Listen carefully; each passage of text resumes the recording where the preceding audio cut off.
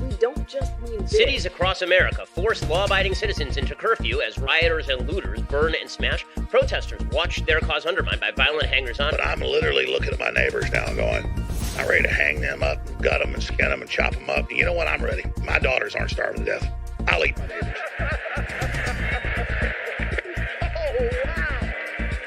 Wow. Keep the white name out your fucking mouth. Thank you for Good morning. Good morning. Why are you gay? Who says I'm gay?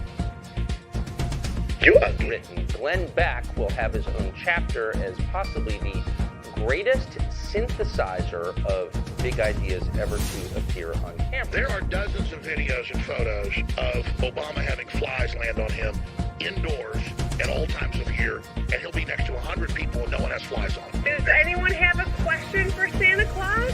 Santa, do you have to wear a mask? When I'm in my workshop with all my elves, we all are masked up and social distancing.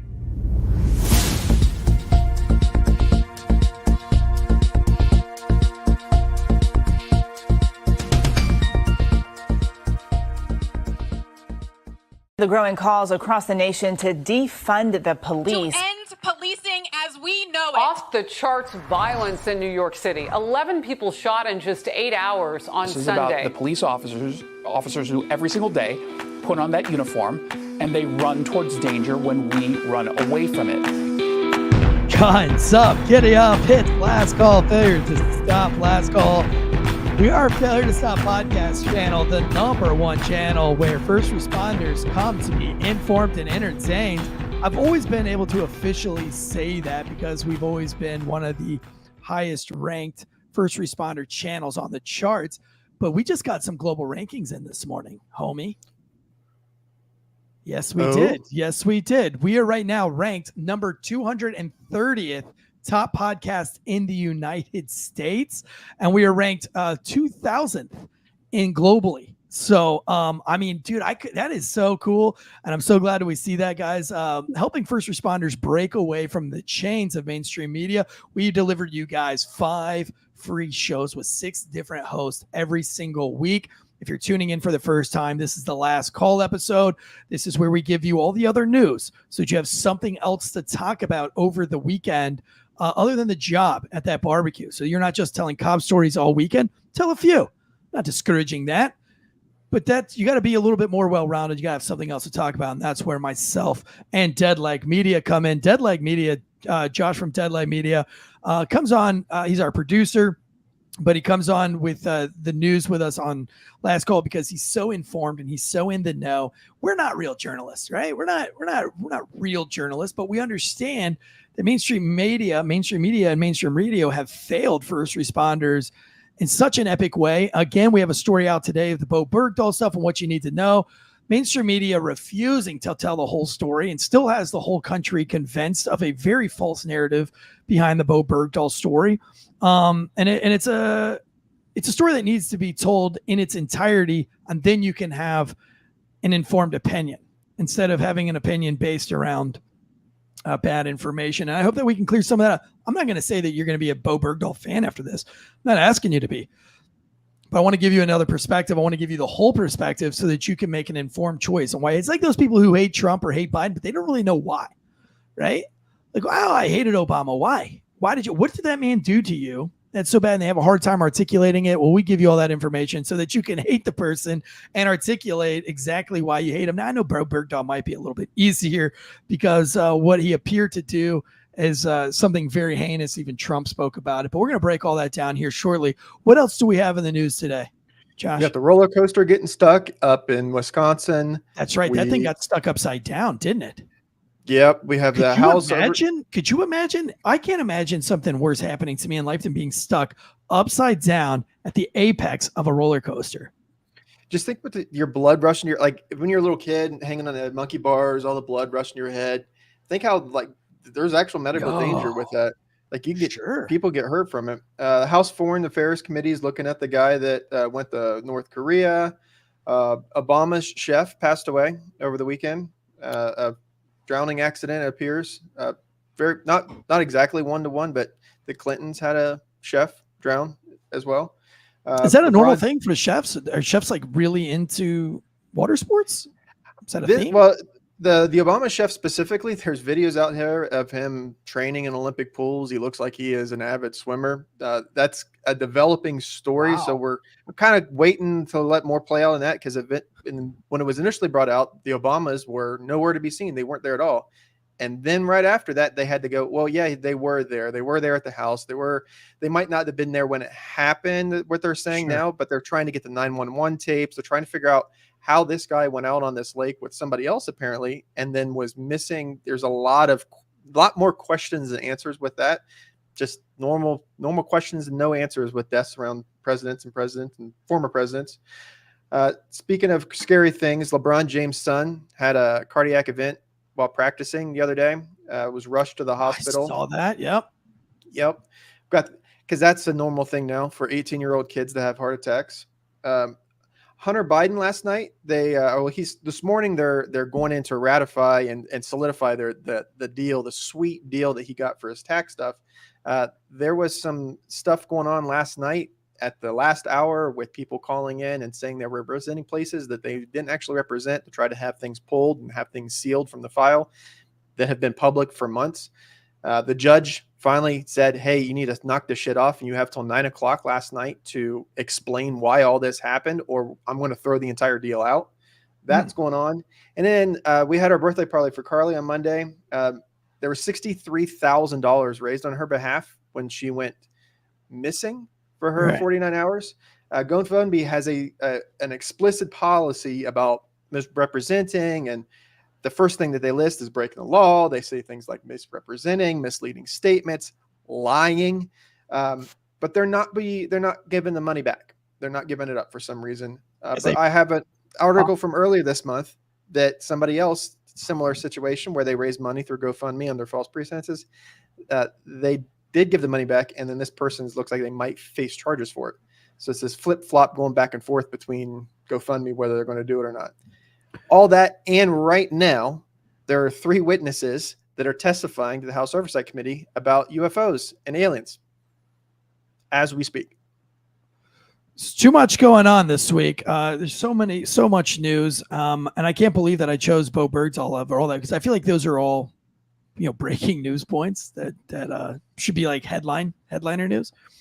But I chose to go with the Bowe Bergdahl and what you should know first as the title of today's show, because I've had a lot of time researching Bowe Bergdahl. So I want to dive into that first, and we're going to dive into all the other news. I appreciate you pulling all that for us there, Dead Leg Media. Listen, today's show is brought to you by factormeals.com.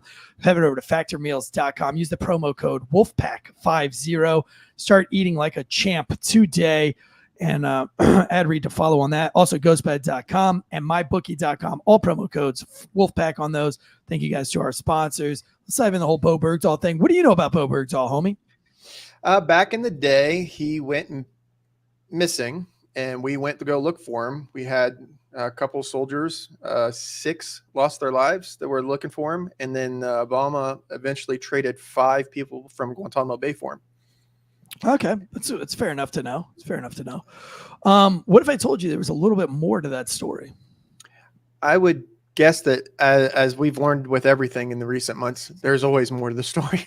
There's always more. There's always something out there. Listen, this story, I've been, my business partner that I own my distillery company with, he has was very close to this operation. I'm not sure where Eric went. We've been having problems with the cameras and issues.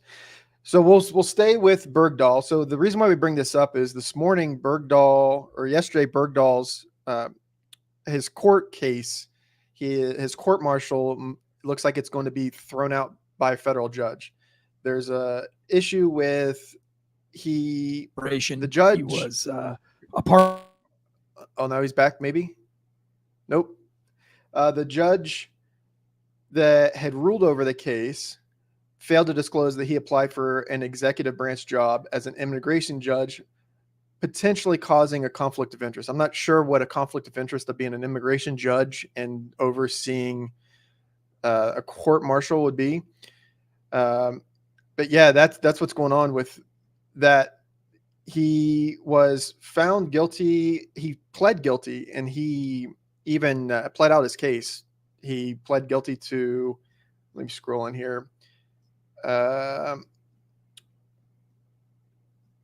When he pled guilty to his charges for when he left his post. So that's what's going on. So Tansy did all of the work for the Bergdahl stuff. So I'm going to pin that one until he comes back, and we can go over. Wait, now he's back. What did I miss? And we're back. All right. So all I've done is I've laid out that the case, the reason why we bring Bergdahl up is the case might be thrown out. Yeah, and I think it should be thrown out. And here's why I think should be thrown out. Is Bowe Bergdahl spent almost 5 years in complete isolation under in custody with the Taliban. So the whole story with Bowe Bergdahl was, if you got to really go back to the story in its totality, I think I'm going to break this down maybe on the Patreon, but there's a really great season of Serial that does an 8-part. They do an 8-part series on this in conjunction with the guy who wrote the movie wrote the book Black Hawk Down. And I'm blanking on his name right now, and all my notes aren't pulled up because my computer crashed. So, but the guy who wrote the Black Hawk Down joined up with Serial. Now, Serial was the podcast that did like probably the most famous true crime podcast of all time, which was the Anad Saeed case. If anybody's familiar with that, pretty much put true crime podcasts on the map. And they've made big headway in actually getting Anad Saeed out of jail or getting him a new trial. And so Serial joined up with the guy from Black Hawk Down, and who had like hundreds of hours of interview time with Bowe Bergdahl to get the entire story, the entire Bowe Bergdahl story. And the story is incredible. And so it's an 8-part series. I encourage everybody to jump over there and listen to it. I think it's 2 hours each. I might do one on Patreon of my own to kind of like sum it up into a shorter, maybe 1 hour and a half show. Because I believe if you add up all that, it's somewhere like 16 hours of content to go through everything. And really you need 16 hours to go through Bowe Bergdahl's entire life. So Bowe Bergdahl grew up in northern Idaho. A lot of people think Idaho is more of potatoes, but it's not. It's actually Idaho. Northern Idaho is kind of like America's last kind of great frontier aside from Alaska. And so he grew up there. He was a trapper. He was a hunter. And he had this like super idealistic view of what the military is supposed to be, a very Rambo-like ideology. He was homeschooled. So he suffered from a little bit of social retardism just because he had a lack of social interactions. So socially, he was awkward. He started out trying to be in the Coast Guard, realized he didn't like the water, wasn't comfortable around the water. He was a landlocked guy. Tried to join the Marines. The Marines didn't want him because he couldn't even make it into the Coast Guard. So he joined the Army Infantry, found himself in Afghanistan at the beginning of the war, which what he thought was going to be, a lot of fighting and taking it to the enemy. That's what he wanted to do. And instead, he was unfortunately under the command of a terrible sergeant major who is going to kind of lose his command in all of this as the story plays out. But it was just a very toxic command sergeant major. There was one story I remember in the Bowe Bergdahl Serial episodes where they were on an operation. They got in a horrific firefight and they were pinned down and some guys got injured, and they came back in the next morning after fighting all night, and all of them had the shadow beard thing going on after not shaving for 12 hours. And before they could come in the gate, after fighting all night and not sleeping, the sergeant major was upset that none of them had shaved their face before they came back onto post. And so he held a mandatory formation where he made all these guys stand in formation at attention, and he issued them all a big razor that had to be kind of shamefully placed into their body armor, and so that they would always have a razor on them. So he wasn't concerned about the men who were injured. He wasn't concerned about the heroism that happened while they were firefighting. What he was concerned about was their shaved faces. They were on patrol constantly. They weren't getting any breaks. And it comes to a boiling point where one of their trucks is hit by an IED. I believe maybe they lose somebody. Somebody dies in this. And instead of blowing the damaged vehicle in place, the sergeant major says, no, you're going to recover that vehicle. And so while they're recovering it, 2 more guys get injured. They spend just a horrific amount of time. I think they spend like 2 or 3 days fighting several different firefights, all trying to get this blown up vehicle out of the kill zone, to which another vehicle gets blown up and more people get injured. And so basically Bowe Bergdahl and the guys that were serving under the sergeant major had all deemed that the sergeant major was not really fit to be a leader. He was too toxic. And Bowe Bergdahl, being a silent warrior, hearing the complaints, hearing these things, he decides he's going to cause what's called a dust one, which is a man overboard for the Army. We don't really have man overboard because we're not on the water. But if we have somebody that leaves their truck or is being left behind, we call it a dust one instead of a man overboard. And what he's going to do is he's going to leave in the middle of the night and he's going to trek 20 miles, 19 miles to another camp, causing a dust one. And then he's going to say, like, I traveled all the way to here on my own. I risked going through Taliban country just to tell you how toxic this sergeant major is. Again, this guy is like 19 or 20 years old. He's a private. Terrible judgment on this. He lays out all of his equipment. He puts it all out, inspection ready. He tells his buddy basically essentially that he's going to do something. And so they knew from the beginning that he wasn't really defecting. He wasn't really trying to join the Taliban. He was literally going to try to, give a bad name to the sergeant major. So he treks out across the desert, miscalculates his route, gets caught in the middle of Taliban country in the middle of the day. He can't move 19 miles at night by himself. Just didn't work out for him. And so he gets rolled up by the Afghan police, who then sell him over to the Taliban. And he spends the next 5 years in horrific custody. He had over 300 scars. There were scars to which the Taliban had carved their initials into his body while they were messing with him. He had been held in a dark cave for so long that his pupils glazed over and he was considered to be blind. He's had to have multiple surgeries because he was kept in the dark and blindfolded so long. At one point in this journey, which has all been corroborated by the Taliban and has also been corroborated by Predator drone footage, at one point, Bowe Bergdahl was chained to a bed, hands and legs tied to ends of the bed. And the three men went out to do their duties and they were killed by American forces, which left Bowe Bergdahl chained to a bed that nobody knows he was there for about 3 weeks.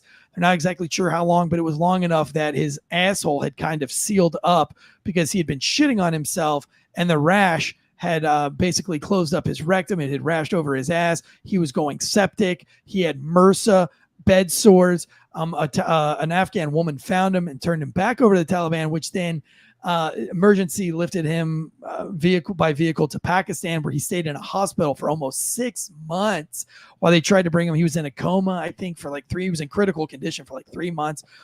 He survived that. He tried to escape. From there, they had Predator drone footage of the escape. They didn't know at the time it was an escape. They just knew that the Taliban was moving in mass towards the Afghan border. They didn't know what it was. They thought it was a spring offensive. And so they had pulled soldiers from all over the place, only to find out that very quickly the Taliban removed themselves from Afghanistan back across over into Pakistan. And so they corroborated that story with him escaping when he escaped in early April. But anyway, he made it back to the United States. He was then traded for several other Taliban Guantanamo Bay officials, like you had said earlier.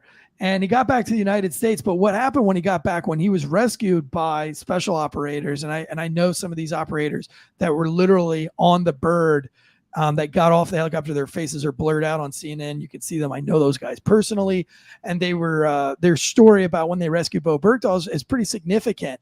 And the stories that I've heard about the Bowe Bergdahl operation were that it was almost like a SEER level trained, even though he'd never been trained in SEER. He was very open about lots of different information, and they could tell that he had been physically abused for 5 years. At no time did he join the Taliban. At no time did he profess to be anything. All he did was try to save his life. They did mock executions on this guy to try to scare him almost monthly. They would sometimes provide him with a last meal, and they would actually let him eat. And he would say, like, well, this is it. This is definitely it. And they would dress him all up. They would bring him up. They would put the gun in his face, and they would smack a pan. And he thought at sometimes that he was actually physically shot because his brain had convinced him that he was physically shot. This guy suffered horrific punishments over the course of 5 years and still came out and was completely open. There's hundreds of hours of interviews, all to be corroborated. And I think when they saw the totality of the information, they saw what Bowe Bergdahl went through, I think that is why they're making the decision to drop the court martial. His final words in all of this were when they asked, you could go to prison for life, for this, what do you have to kind of say about that? And he said, there's nothing that I haven't endured the last 5 years that hasn't prepared me to do it. There's nothing that the American prisons can do to me that hasn't already been done. And he's embarrassed his country. He's embarrassed his family.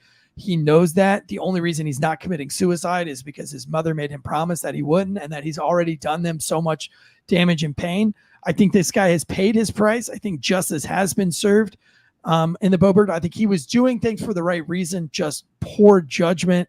And he's paid that punishment, man. The dude's blind. He's scarred up from head to toe. He's been in solitary confinement for 5 years.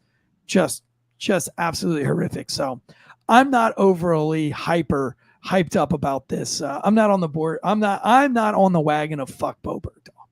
I think he got what he deserved. I think he got more than what he deserved. And we all make bad decisions in life. We all make bad choices in life, and he did. I would argue, though, that I think he did it for the right reasons. Again, just poor judgment. But for the families, for the guys that died in this operation, looking for him, that's sad.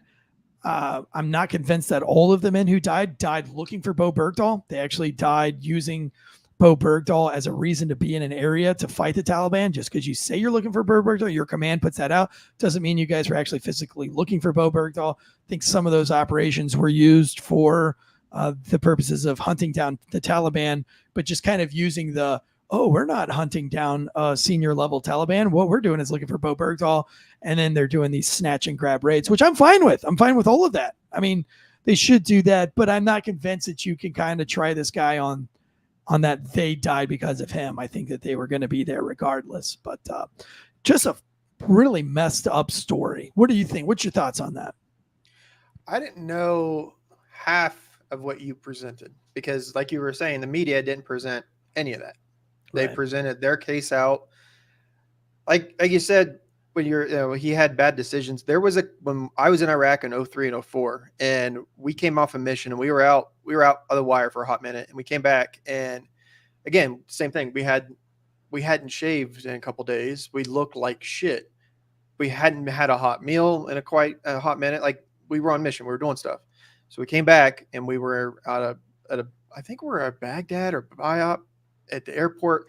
We were someplace way up north and way out of our area of operation that we were normally in. And we were in the chow line, and there was the 6 of us from our team, and this colonel or lieutenant colonel or somebody came over, started chewing our ass for not having a shave. And the same thing, one of our sergeants, the high ranking on our team, I think it was a staff sergeant at the time, was the E6, goes over to this guy. He's like, "Hey, look, we haven't seen electricity for like the last 72 hours. Give us a break. As soon as we get a chance, by all means, we want to wash our ass more than you want us to wash our ass." So I can now, like, if telling me all this, that one incident. Now, if I had to deal with a command like that on a regular basis, I'm not saying I would do the same exact thing that he did. And I know that, I can understand it. Right. He's a private in an infantry unit, and he's more so a private than anybody else because of his strange upbringing, this whole homeschool, the whole social awkwardness. Again, he was infatuated with war books. So his vision of war was much like the movies. And he thought they were going to be running and gunning. Instead, they were playing defense. He talks about, like, it blew his mind that they would just have them drive around until they got shot. They would know where the enemy is. They had the capabilities of putting war paint on, camoing up, and striking the enemy at night and striking them fast and hard. And they didn't. They would go out during the day with these big, giant, loud trucks and the dust clouds. They were afraid of movements that were 9 and 6 and 7, 8, 9 miles. And Bowe Bergdahl was like, "What are you talking about? We're infantry. Like, we can move that way." He had a very like Navy SEAL Ranger mindset, and he was stuck in this very kind of toxic, where the political, you got a sergeant major who's just at war to get more badges and to get more pins and to kind of throw his clout around and his ego around. I could see how frustrating that is. Again, I'm not saying he made the right decision by any means, but I'm saying I think the man's paid his, listen, he's the most hated person in the United States. He was in prison for 5 years, solitary confinement. The dude is blind. He's got 300 and something scars across his body to remind him of his mistake every single day. And literally everybody in the country fucking hates him. What else do you want from the dude? I mean, you know what I'm saying? I don't know. He's not like a pedophile. He's not like one of these pedophiles from Ferris Bueller's Day Off that only does 8 years of supervised probation and is a registered sex offender for life after diddling a 14-year-old. You know what I'm saying? But yet this is the most hated guy in the country because he decided that he wanted to go and try to make his, kind of fall on the sword for his entire squad. I think we just let it alone. I don't know. I'd love to hear about it, though. Go to the Last Call on Instagram. It's lastcall_12, and that is the specific Instagram for this show. Let us know what your thoughts are. We're going to post a picture of Bowe Bergdahl. We'd like to see, after listening to this show, what your opinion is. Do you think he got what he deserved? At least get the discussion going so that other people aren't just out there loosely saying he's a coward. There's no evidence that this man is a coward. Matter of fact, he's brave as shit. To leave the wire in Taliban country, fucking nuts. Any way that you want to look at it. So I'd like to hear what your side of the story is, or what your opinion on this is on our Instagram, Last Call 12. Okay, what's next up on the docket here? Real quick before we change it, do you think they should vacate his discharge from dishonorable? No, give him the dishonorable discharge. Let him have it. It's not like he's going to go work. It's not like he's going to go get a job anywhere else. I mean, I don't know. I mean, if it was me making the decision, I would probably switch it to other than honorable to maybe get him some kind of benefits, because I think we do. I mean, I think he got more of a punishment than he actually really truly deserved, but I understand that there's laws and there's regulations and those have to be upheld.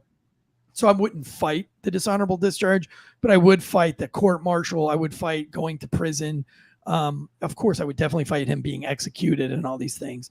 Like I said, I think that he's pretty much being imprisoned to his home anyway. I mean, what is he going to do? Nobody's going to give this kid a job. I mean, literally, once they find out that he's Bowe Bergdahl, nobody's going to give him a job. Nobody, even a bleeding heart liberal wouldn't do it. Everybody hated this guy. And everybody likes to get on board with somebody they can hate. Unfortunately, I just think, like I said, wrong reasons, right reasons, poor judgment, wrong decision. But that's it. What else we got on the docket? So, would you, changing complete gears from being stuck in a cave, would you take a cave or being upside down on an amusement park ride? Ooh, good question. I don't know. I do enjoy roller coasters. Do you enjoy roller coasters? I didn't when I was a kid. After I came back from Iraq and all that stuff, I can't get enough of them. Right. I love roller coasters. I think they're awesome and incredible, but there is always this thought in the back of my mind, is that one, I could shoot off of this thing, which would be fine because that's a pretty quick death. But I think the worst case scenario is being stuck at the apex and being stuck upside down. That would be terrifying because you have time to think about it. It's like if you were on the Titan sub and you could hear the cracking of the carbon fiber. Oh, Lord. No, thank you. Being struck upside down would just be absolutely terrifying. Bring that article up. How long were these guys stuck upside down? It looks like they were upside down for an hour and 40 minutes to get all of the passengers completely. Hour and 40 minutes. Now, if you guys remember my case that I covered on Night Shift, which Night Shift TSI is coming back in the second week of August, which is all the paranormal and conspiracy theory stuff. But one of the things that I did in the original Night Shift a year ago was Nutty Putty Cave disaster, where the gentleman got into the Nutty Putty Cave. He's still there today. It's a great episode if you really want to be creeped out. I had people messaging me that they couldn't sleep underneath their blankets that night, and they didn't know they were claustrophobic until that episode. Extremely frightening. But, he made it a pretty decent amount of time, longer than I thought you could make it completely upside down. But yeah, you don't have that long being completely upside down before you succumb to being upside down. This isn't like a regular roller coaster ride from like Disney or like Cedar Point or Six Flags. This is a one that was erected at a theme park or like at a county fair. So okay. This is erected and put together. So those things are still super high. Yeah. It's super sketchy. Like when you're watching them run, you can sit there and watch them when they're functioning perfectly fine, and they're going to sway in the air because they're not bolted. No, here they're it is. not This is from NPR. NPR says it was the oscillating fireball sliding down from its vertical loop at the Forest County Festival in Crandon, Wisconsin. It stopped unexpectedly because of a mechanical failure. At least it didn't fail to stop. It literally stopped. According to a joint press release from local fire department and rescue squad, emergency personnel were dispatched to the scene within 15 minutes, but needed to request special equipment, including 3 ladder trucks from nearby towns to complete the rescue. One truck with the capability of rising over 100 feet took approximately 45 minutes to arrive on scene. An off-duty firefighter with specialized rope rescue training happened to be at the festival at the time of the incident and advised the local crews on possible options. Due to the release of the mechanism of safety equipment on individual cars, all individuals in a car needed to be properly secured prior to release of the safety equipment. Oh my gosh, that would be so terrifying. The complexity of the operation meant that the first of the passenger were not safely back on solid ground until 3:20 p.m., roughly 2 hours after the ride had first gotten stuck. It took another hour and 40 minutes for all remaining passengers to be rescued. I wonder how many shit pancakes were underneath that ride of people just absolutely shitting themselves and pissing themselves. Here's the next question. They're going to inspect that. How long before you get back on it? Because they're going to put it back into service. No, and I'm not getting back on that thing. I mean, I don't like doing fair rides at the fair anyway. I do them because I have kids. And, if they ask me to do it, I'm gonna man up and do it. But it's always the thought is always in my brain of some shit like this happening. And carnies are weird dudes. Anyway, I mean, crime goes up 20%. This is real. It actually went up 22% in my town when the festival came through. Property crime went up 22% that weekend. So I mean, these carnies, they're all heroin addicts. They're all running from something. A lot of them have warrants. Carnies from the beginning of time have been weirdos. And so I don't know that I trust them putting together these machines. Anyway, I do it. I just say, like, listen, God, what is it in Kingdom of Heaven? God wills it. God wills it. Let's go. But what I would be is like, where does the panic start setting in? At how long upside down before you start to like hyperventilate, where you start to panic? Like, what is the emotional battle that these individuals had to fight while being up there? I think I'd give it like an hour or two before I start to like, hey, we've been up here for a hot minute. Where's the other ladder truck? Where are the people that actually know what they're doing? Because like from our experience, I understand that sometimes it's just going to take time to get resources there. So panicking is just going to add confusion and add chaos to an already chaotic situation. So I would try to stay as calm as possible, but at some point I'm going to still go to the same. Hey, well, give me a ladder. What's going on here, guys? It's just ridiculous. That would be scary. A lot of people in the chat said that they've actually never been to a fair before. That's sad. I like fairs and festivals. I think they're a lot of fun. Save your money for them. Have a good time. Give the kids $100 each. Tell them that's all they get, and let them have a ball. But it is the magic in a kid's eyes when he's got $100 and he's got the fair. Give him $50. I mean, in today's inflation, $50 probably won't go as far. But go to Disney World. It's going to cost you $1,000. So going to the fair cost you $300. Who gives a shit? Let them, and just tell, what I do is I give my kids $100 each. And that goes to the funnel cakes. That goes to, so if they want to get a funnel cake and they got $100, buy a funnel cake. But if they want to win the big giant teddy bears and spend all their money shooting basketballs, go ahead. If they want to spend all their money on the rides, go ahead. But they kind of have to use their brain and kind of figure out what they want to do, where they want to spend their money. So a lot of good life lessons to be learned with $100 at the fair and the festival. I think they're a lot of fun. Also, one of my favorite books growing up was the quote from the book was "Something Wicked This Way Comes." It's by the pricking of my thumb. Something Wicked was what's the name of that book? Anybody know that book? Really great book. One of my favorite books. Is it "Something Wicked This Way Comes"? Is that the name of the book? I don't know. It's all about Facebook. What's your favorite thing about the fair when the fair comes to town? I like all the weird foods, the fried donut hamburgers, all the weird turkey legs, the weird food. Like, they have the first time I ever had a fried Mars bar or fried Snickers bar was at a fair. And once you have one of those, it's hard to eat a candy bar regular ever again. So I want to go to the fair every year just so I can get one fried Mars bar, our fried, what's the peanut butter chocolate crunch, peanut butter crunch? What's the Butterfingers? I like the fried Butterfingers. They deep fry these things. And they're insanely good. Fried stick of butter, somebody said. Oh, Greg, that was from Greg. Long time. I'm wearing your shirt today, buddy. Bar is open. Thanks again for the shirt. The Bar is Open podcast, hosted myself and my older son, and we really appreciate you guys having us on your podcast. That was fun. Yeah, something wicked this week comes was a novel about kids going to the carnival. Yeah, Hydro-Man Blue. I love that book. Very scary and eerie. I actually started reading that book maybe 2 summers ago. There was nothing else to read. I was on vacay, and so I started reading that book again, and I was still creeped out by it. And I'm almost 40 years old now, so really great book. Thanks for that. Yeah. Well, I'm glad everybody got down from that fair ride safely, but I bet you they will not get on a fair ride anytime soon. How many have been contacted by a lawyer, you bet? Oh, all of them? Yep. Yeah, but I mean, and I guess how much money is that town going to pay out or have to pay out? I don't know, but they're going to get paid for sure. They're going to get paid. Yep. Speaking of getting paid or not getting paid, remember when we pulled out of Afghanistan, there was an explosion that killed 13 service members. Yeah. Chad Robichaud, I believe, just has a book out about all of that stuff now. I think it's Chad Robichaud. Well, there was a story coming out from Fox this morning that the Department of Defense will bring the remains of our service members back here, but getting them to Arlington National Cemetery, that's on you. And one of the families paid $60,000 to get their daughter to be buried at Arlington National Cemetery, and the Department of Defense didn't pick up any of that bill.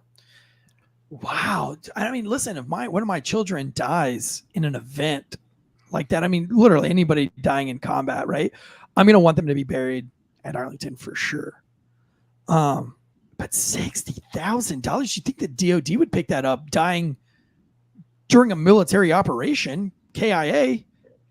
But I don't know about that. I had a friend that was KIA, but I don't remember the family ever talking about how much it cost to have it. He was buried at Arlington, Captain Tensley, 7th Special Forces Group, and he's buried over there at Arlington. But I don't remember there being a thing about it costing them that much money. Is that a thing? Do we know?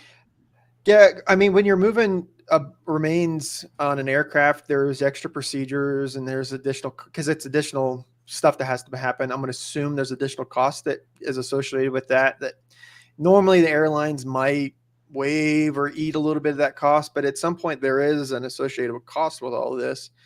And for Sergeant Gee's family was $60,000. There was a charity that stepped in and helped out with this, but what was the charity? Do you know? Let me honoring our fallen. Honoring our fallen. Yep. Yeah.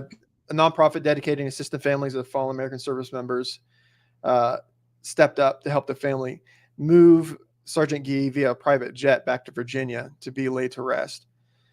But I mean, if I was a family member of Sergeant Gee's listening to this, every time that the news comes out, well, we have another $1 billion aid to go to Ukraine, or we have another this to go to this country, another aid to this country, another aid to this country, I would look anybody that's signing that and ask them, could we spare $60,000? Yeah, I mean, that's bonkers. They set it up to where they talk to you about like what your choices are and what your options are. Like, hey, your son was killed in action. You want to be buried at Arlington. Now, listen, this isn't the DOD's responsibility here, but this is who can pick this bill up. All you have to do is contact this number. You know, when I was injured in the line of duty as a police officer, I lost off-duty opportunities because I was injured, until I came back. So for 5 months, I really couldn't do anything because I was in a wheelchair. But and so I lost a lot of money. But they were like, okay, like here's some services that are gonna help pick up the cost of groceries and things like that. Here's a nonprofit that'll help you get your yard mowed away and taken care of. And, luckily for me, my neighbors stepped in and did all these things. But, the good news is that the police department was literally spoon feeding me the information. Did the DOD not do this for the family, where they were like, look, technically the DOD doesn't handle this part, but it's very important to us. Here are the organizations that do, and here's how you reach out to them, and they're going to take care of this. I don't think so with this one. And with everything that happened with Afghanistan, I'm going to go ahead and I've not done much research on this. So if I go out here and I'm speaking out of turn, please admonish me. If you can correct me later on, please. But I'm going to go ahead and just guess that our government didn't do the due diligence during that whole debacle. Right. So we had, I mean, there's videos of people clinging to the side of aircraft that are falling from aircraft trying to take off. Do you think they're going to stop for a second and go, well, okay, now's the time that we need to pull our head out of our ass and start doing things the right way? I'm going to guess that they screwed this up from Jump Street and continue to screw this up over and over and over again. And I'm sorry about the Chad Robichaud book was called Saving Aziz, which was he went in to go get the interpreter after the Afghan pullout. But yeah, it's really sad for the family. You'd think that the military at this point would have a liaison. They have liaisons for fucking everything. Every sergeant major has his own stupid liaison that's completely overpaid and is usually sleeping with said sergeant major or said general. I don't want to say any names, and I won't, because some of those guys actually have reached out to me on behalf of this show before, but we all know who I'm talking about, right? But yeah, we don't have a liaison to like help these guys get something paid for, like get the funerals paid for. It's kind of strange to me. I would expect the military to be a little bit better than that. Like, I wouldn't expect that a family that has a KIA to be dealing with any of this. It would just be dealt for them. And if that's not a thing, it needs to be a thing. Like somebody, if you're in the military, I had a major talk to me this weekend about this podcast, and he's the one that delivered the Air Force news to us. If you guys are still listening to that, can one of you guys take that upon yourselves to make sure that there's some kind of liaison that takes care of the KIA families and gets them squared away and has not just packets, but has somebody go do this shit for them. Like, hey, because I was under the assumption that when we brought KIAs back, they were escorted. They had an escort with them. They do. I was actually on, I was on the honor guard. I actually did honor guard training through Arlington, and I had the honor guard tab and got to work at a national cemetery for the last 3 months that I was in the military. It was a really great experience that last 3 months. It was really, really fantastic. But yeah, we would go to the airport. We would get the body off of the airplane. We would stand guard 24 hours, until the funeral. We would stand guard at that. We probably did 10-minute shifts, 15-minute shifts. Standing guard at this thing until the funeral, and then of course the burial. So, but all that, I don't think the family pays for any of that. That's just something we did. I don't think they had to do any paperwork for that at all. But yeah, that's an interesting story. Listen, there is breaking news that somebody in the Wolfpack just let us know about in the chats, and I've got that pulled up. There is a skyscraper. There was what do you call this? One of those big sky cranes. Yeah, sky crane. This is from New York Post. A construction crane dangling 45 stories above the street burst into flames and partially collapsed onto a nearby high-rise kitchen. The wild scene that injured 6 people and sent panicking New Yorkers scrambling for safety. Nobody died in this. Listen, my kids and I, we went street skating in downtown Raleigh this week, and there was one of these sky cranes that we were looking up there. There's a guy at the very top driving this freaking thing. And my kids were like, how do they even get up there? And I was like, well, there's like an elevator that takes them up. And my son's literally his words were, that's terrifying. And I said, yeah, my 8-year-old is like, what if it falls over? What if it tips this way? And I was like, I don't know. I mean, I guess a lot of people die. And I'm sure that they make it to where they can't. The fact that this thing caught on fire. Do you have more pictures of that? Do you have that article? It's saying that 2 firefighters and at least 4 civilians suffered minor injuries. But nobody died. That's incredible. I think it's an ongoing thing, because before we started, one of the group chats I was in from emergency lighting stuff, they were talking about it, because they're a bunch of firefighters and some of them are up in the. Wow, man! If you just look up at one of those things, it seems impossible that if it fell, that it wouldn't be like, you know what I mean? It's like one of those things where they're so high and they're so tall that you just like, I bet you they would kill 100 people if it fell. That is a wild story. Do you have another one? I'll quickly, because I can quickly try to look it up. There was one that collapsed in New York not so long ago, and a bunch of people did die. Oh, really? Yeah, I wasn't I wasn't. Yeah, I'm looking at all the pictures of this one, and it looks, like I said, I mean, words from a 10-year-old, absolutely terrifying.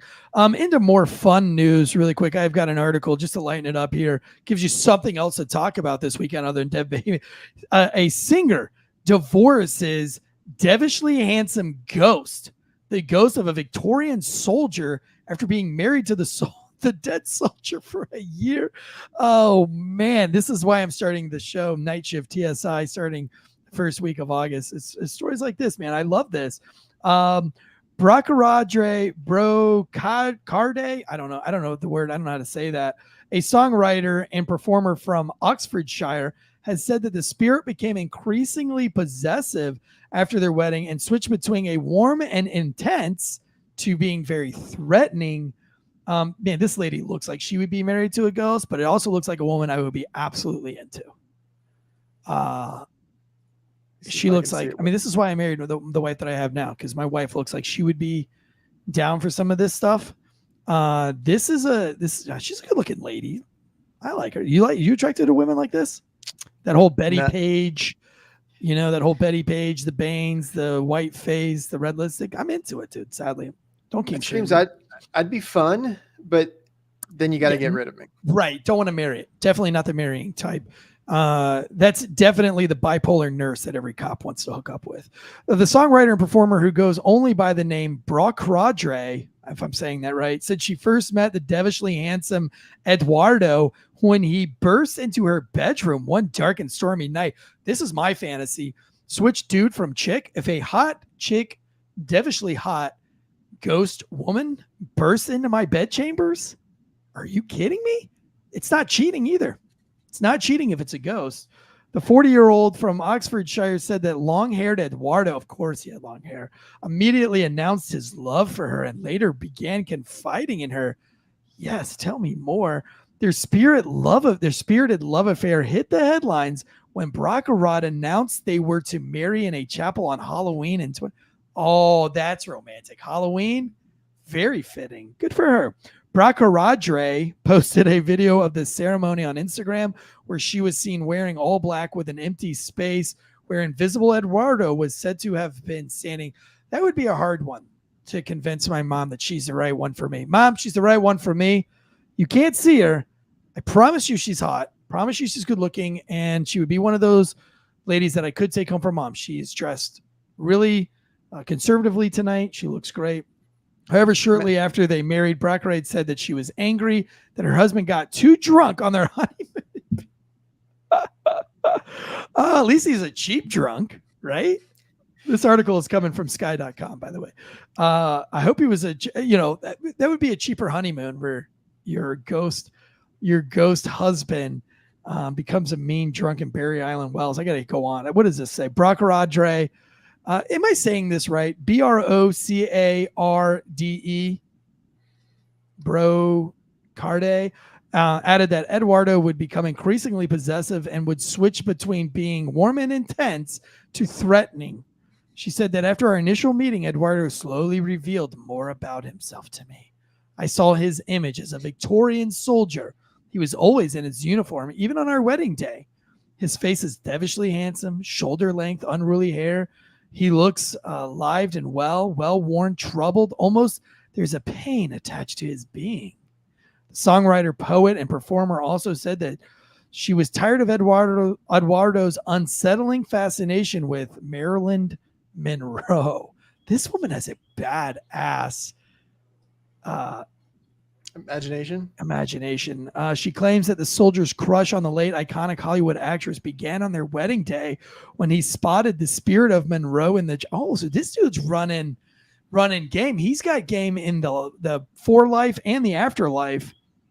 The singer claims that they were setting boundaries and that she claims that the soldier would disappear for days before returning smelling of Chanel No. 5, the fragrance which had been worn by Monroe before she died. So this freaking ghost was straight up playing on the other side with Marilyn Monroe, being a little sleaze. She says that when he would return to that they tried setting boundaries, but this infuriated Eduardo and he started to haunt her with the sound of screaming babies. Come on, Eduardo, you're better than that, dude. You were cheating on her. What did you expect? Homegirl doesn't want that. Now you got to punish her because you wanted to freaking dip your, Reminds me of a story. A friend of mine when I was in middle school. He had a girlfriend that was super, super hot and way into him, but she went to another school. Brockarod says that she returned to the chapel where they were married in order to exorcise him from her mind. She announced that the split in her long song, Just Another Anthem. Oh, we've got to get that song up. We've got to get that song, Just Another Anthem. We've got to get that up on the Instagrams, on the last call. I'm all in on this.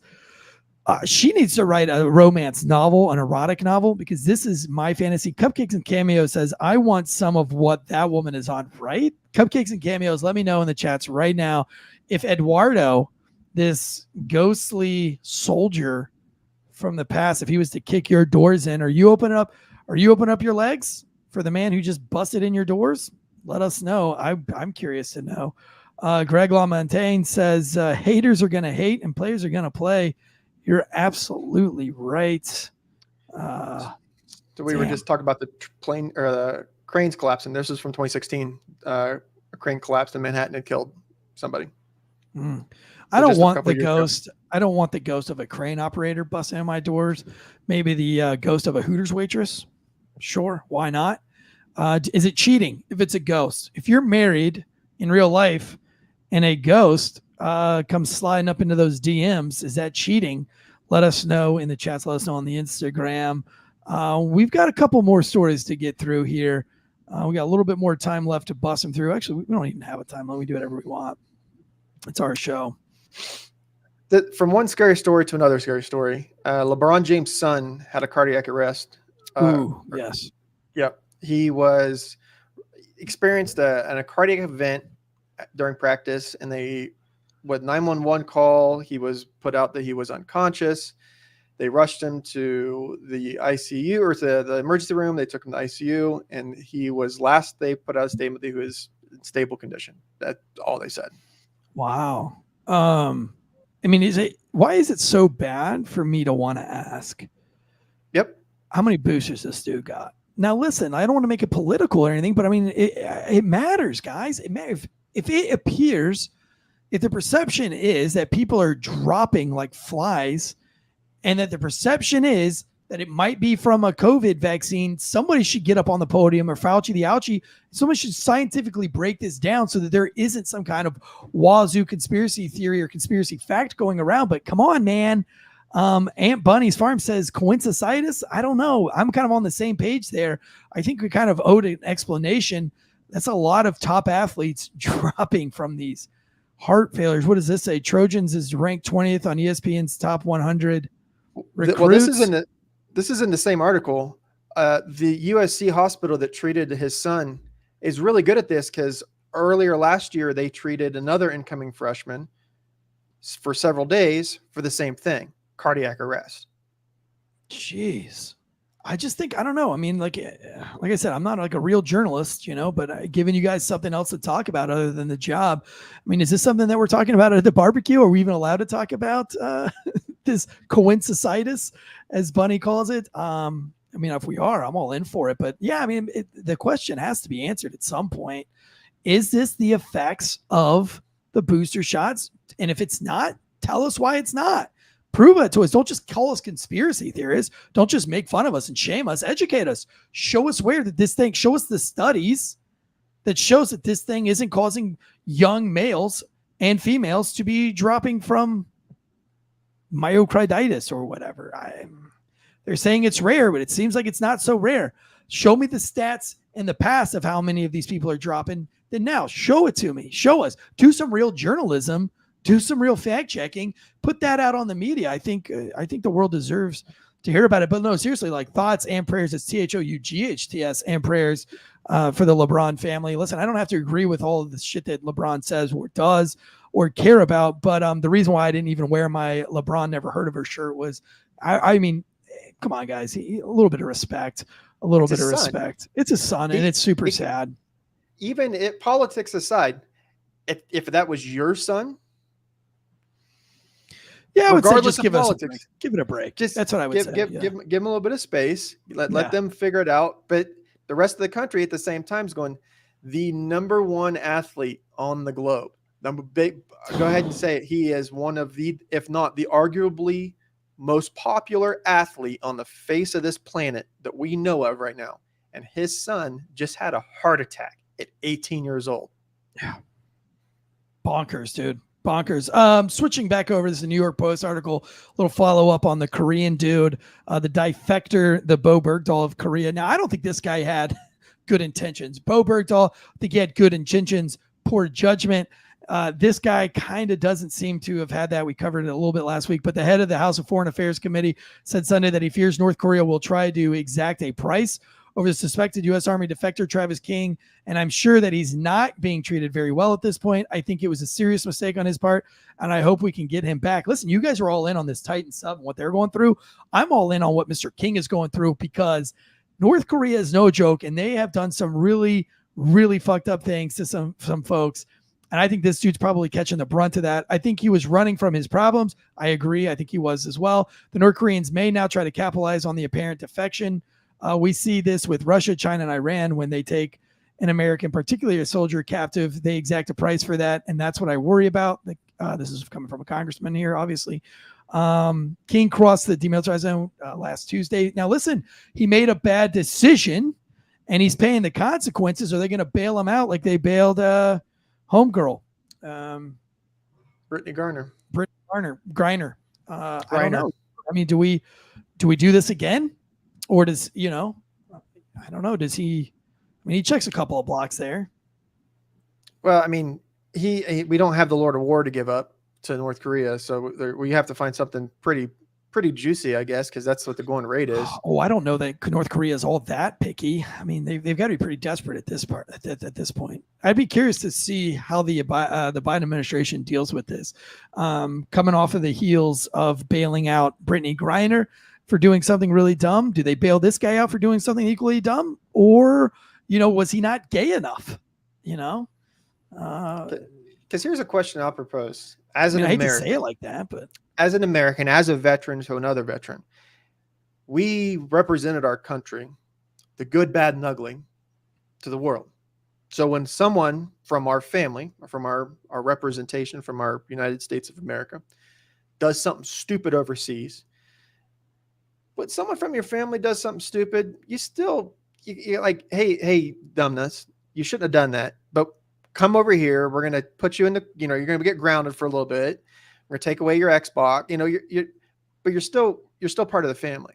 Do we do that with Brittany? Do we do that with this guy, with Bergdahl? Like, we have exhibited that, yes, we're going to try to do what we want to get him back, because at the end of the day, he's still an American citizen. Yeah, I would say that after you spend all that time and effort getting Brittany Griner back, like, you have to go get an American soldier back. You have to.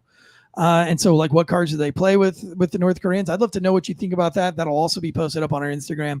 Send us there. Do you think the government's going to go all in for this guy? Or are they going to kind of let this fade away into the back of the military and into the back of the mainstream media and let us forget about it? But unfortunately for me, Alex, I'm not saying this to be rude, but honestly, it's not as sensational as Brittany Griner was. And I don't think that he has a community like Brittany Griner did to back him up to get him back. Now, if he would have been gay, I think he'd have a better chance at getting back. I think that might be something that, if I'm his lawyer, if I'm his attorney, if I'm his parents, honestly, I'm going to be trying to prove that he's gay. And I'll just be like, listen, he was gay and he defected because he was, I don't know. I would try that card, because it seems like that community went all in to get Brittany Griner back, and maybe they'd go all in to get this guy back. Do what you got to do, man. I'm all for unconventional warfare. But I am really interested to keep up with this story and see where it goes.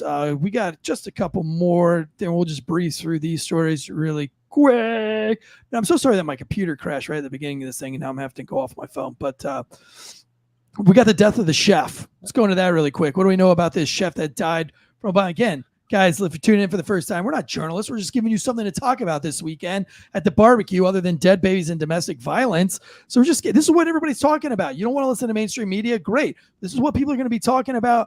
We're just trying to give you a brief little background on what's going on so that you're not just caught off guard. You're like, what? A chef died? Well, it's crazy. One time at police camp.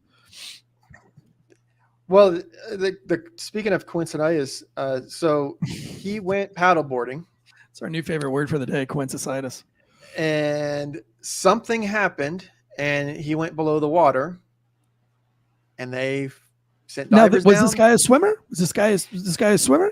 There are multiple videos of him in Olympic pools training. He looks extremely athletic, and he looks like he has more than the ability to swim. Okay. So what we know is he was out on a paddleboard. Something happened. He went under the water, and he drowned. They sent divers out, and they recovered his body. The Obamas weren't there, and then they were there. But then they might not be there at the home. They might have been doing something else. They're just like everything else. There are so many more questions than we have answers to. The only thing we really know he was a chef and he died. And then they're trying to figure out how we spend the rest of this. There's rumors and conspiracies all over the internet, and you can go down any one of those rabbit holes. But we have another death, a questionable, unanswered death with a former president. I feel like the powers that be, those parents that have that kid that's just super overweight and they feed them chicken nuggets and macaroni and cheese for like 5 meals a day, every meal, but they can't figure out why their kid is overweight. And they'll even tell you like, I don't know why he's so overweight. And that's but he doesn't eat vegetables. He's really picky and he's allergic to this and that. So we just give him chicken nuggets and everything. But they're like, they don't want him to be fat, but they just keep feeding him chicken nuggets. They don't want us to be conspiracy theorists, but they keep throwing us softballs. They're like, we don't want you to be a conspiracy, but we're going to like mess up. We're going to jack up the news so much and leave so many questions and so many answers. And the minute you ask one of these questions, that's a pretty reasonable question to ask. Like, were they home or were they not home? Like, you're a conspiracy theorist for asking.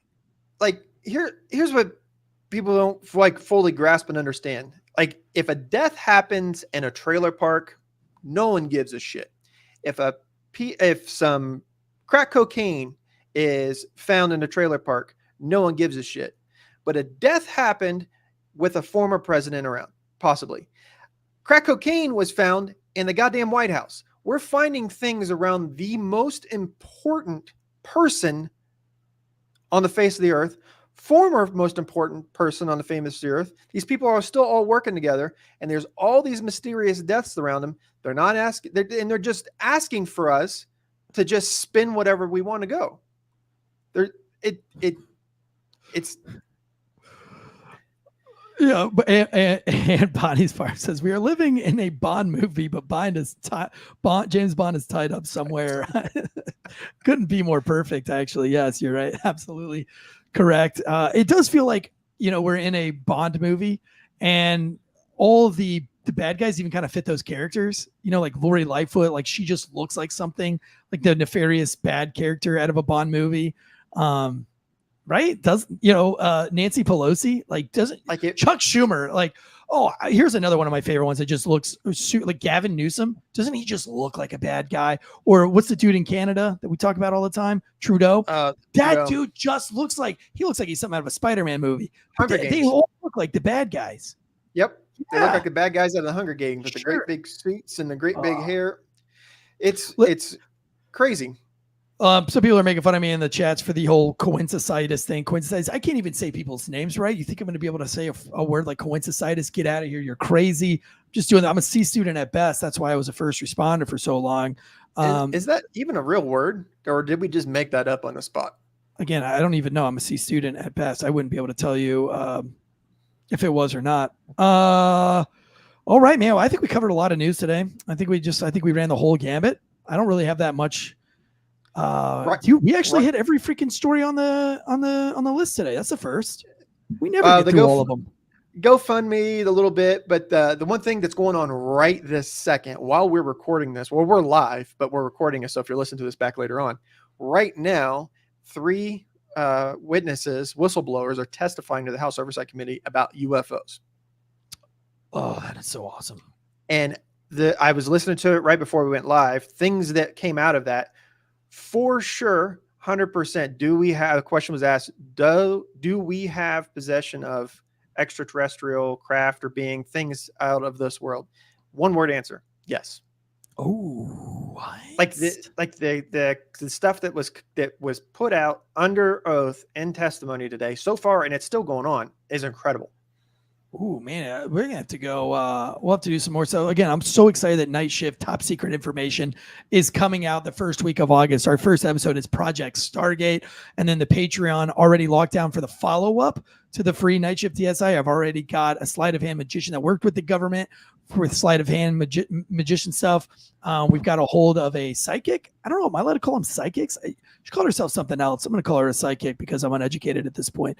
But coming on the Patreon to talk about the psychic side of things with Project Stargate, some remote viewing stuff. I've also met with a man for 2 hours for lunch the other day who has been going through the Gateway tapes, and he's on like Gateway tape number 10 or something like that, going through meditation. And he has claimed that he has healed up his back by using this deep remote viewing style meditation that was taught through the Project Stargate. So if you guys are really into the paranormal and all that kind of stuff, starting the first Sunday of August, tune into the show Night Shift TSI right here on the Fair Stop Podcast channel, the #1 channel where first responders go to be informed and entertained, delivering you 5 shows with 6 different hosts every single week. This has been Last Call of the Day with myself and Deadleg Media. Until next time, guys, stay safe and guns up, giddy up.